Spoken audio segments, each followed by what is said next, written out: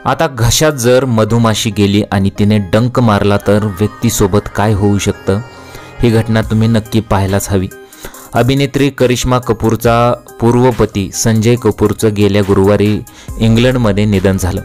संजय 53 वर्षाचा होता।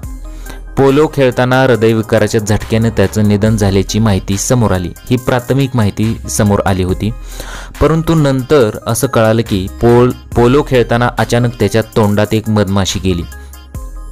मधमाशीने संजयच्या घशात डंक मारला, त्यामुळे त्याला श्वास घेण्यात त्रास जाणवू लागला।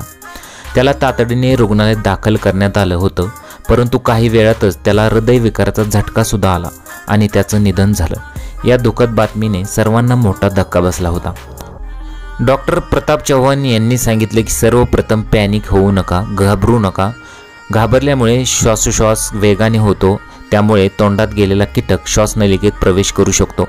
अशा परिस्थितीत गुदमरण्याचा धोका अधिकच वाढतो। फुफ्फुसांमध्ये सूज किंवा अडथळे देखील होऊ शकतात। जर मधमाशीने घशात डंक केला तर खरोखरच मृत्यू होतो का, याचं कारण सुद्धा पहा।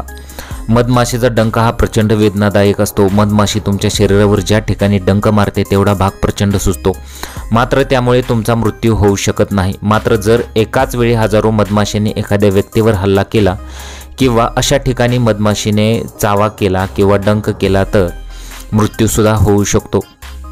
तसेच गळ्याला मधमाशीने डंक मारला तर मृत्यूची शक्यता खूपच कमी आहे, मात्र परिस्थिती गंभीर होऊ शकते। ज्या व्यक्तींना मधमाशीच्या विषाची ॲलर्जी आहे अशा लोकांना याचा सर्वाधिक धोका असतो। मधमाशीने गळ्याला डंक मारल्यास तुमची श्वसननलिकेवर देखील सूज येण्याची शक्यता असते। जर तुम्ही चुकीने जिवंत मधमाशी गिळली तर तुमच्या मृत्यूची शक्यता असते, मात्र अशी प्रकरणं दुर्लभच आहेत। जर मधमाशीने तुमच्या श्वासनलिकेला डंक मारला किंवा ती तुमच्या श्वासनलिकेत अडकली तर अशा परिस्थिती गंभीर होऊ शकते आणि त्यात तुमचा मृत्यू होऊ शकतो। आणि इथं देखील या केसमध्ये असंच झालेलं आहे।